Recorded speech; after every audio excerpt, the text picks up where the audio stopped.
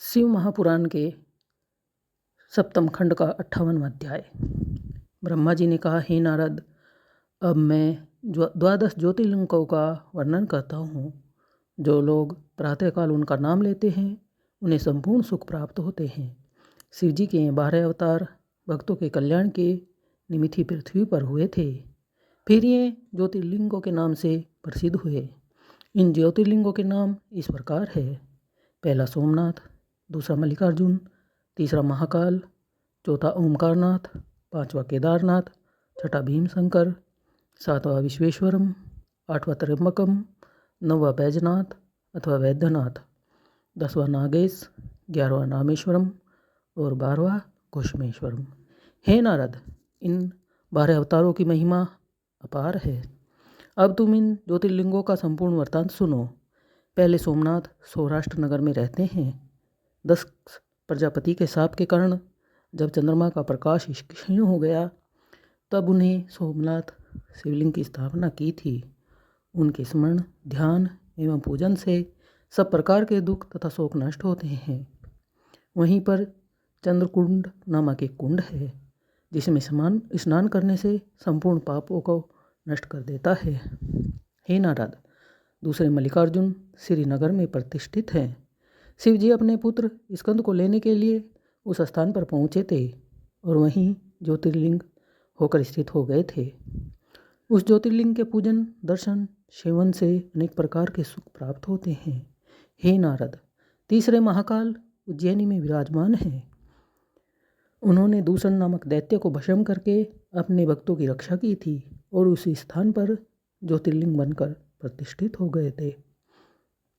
उनका दर्शन, सेवन, पूजन भी दोनों लोकों में आनंद प्रदान करने वाला है। हे नारद, चौथे ओमकारनाथ विंध्याचल पर्वत पर प्रतिष्ठित हैं। वे भक्ति तथा मुक्ति को प्रदान करने वाले हैं। उनके दर्शन से बड़े बड़े पाप भी नष्ट हो जाते हैं। हे नारद, पांचवे केदारनाथ नर नारायण रूप से हिमालय पर्वत पर हैं। वे केदार नाम से विराजमान हैं। वे भरतखंड के स्वामी हैं। उनकी सेवा करने पर सभी सांसारिक सुखों की प्राप्ति होती है तथा अपवित्र से अपवित्र प्राणी भी उनके दर्शन पाकर पवित्र हो जाता है। हे नारद, छठे भीमशंकर भीमाद्री पर्वत पर विराजमान हैं। उन्होंने अपने भक्तों की रक्षा के निमित्त भीम नामक दैत्य का संहार किया था। उनका सेवन, पूजन, दर्शन संपूर्ण आनंद और मंगलों को देने वाला है। हे नारद, सातवें विश्वेश्वर काशी में विराजमान हैं। वे भुक्ति, मुक्ति आदि संपूर्ण वस्तुओं को प्रदान करते हैं।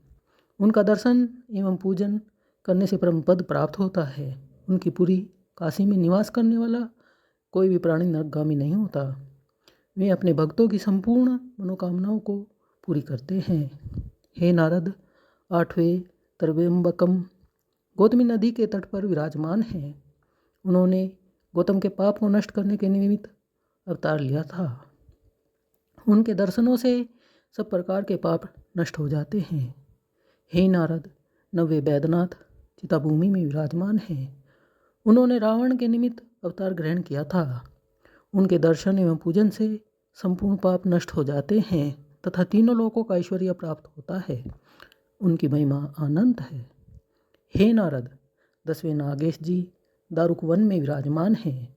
वे अपने भक्तों का पालन करके दुष्टों को दंड प्रदान करते हैं।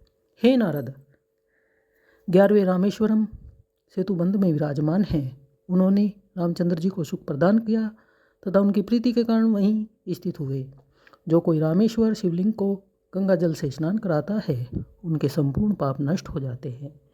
हे नारद, 12वें घुश्मेश्वर ज्योतिर्लिंग की कथा इस प्रकार है।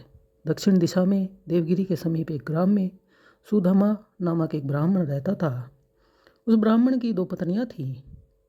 उसमें दूसरी स्त्री का नाम घुश्मा था।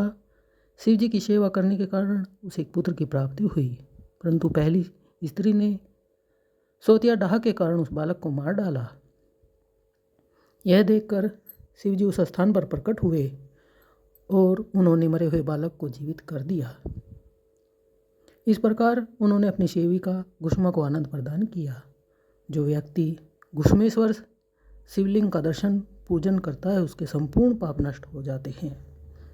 हे नारद, शिव जी के ज्योतिर्लिंगों की सेवा करके मनुष्य सब प्रकार के मनोरथों को प्राप्त कर सकता है। इनका दर्शन, सेवन, पूजन तीनों लोकों में आनंद प्रदान करने वाला है। जो इस चरित्र को सुनता है, पढ़ता है अथवा दूसरों को सुनाता है, उसे सभी प्रकार का सुख प्राप्त होता है तथा उसके संपूर्ण पाप नष्ट हो जाते हैं। श्री शिव महापुराण का 7वें खंड का 58वां अध्याय संपूर्ण।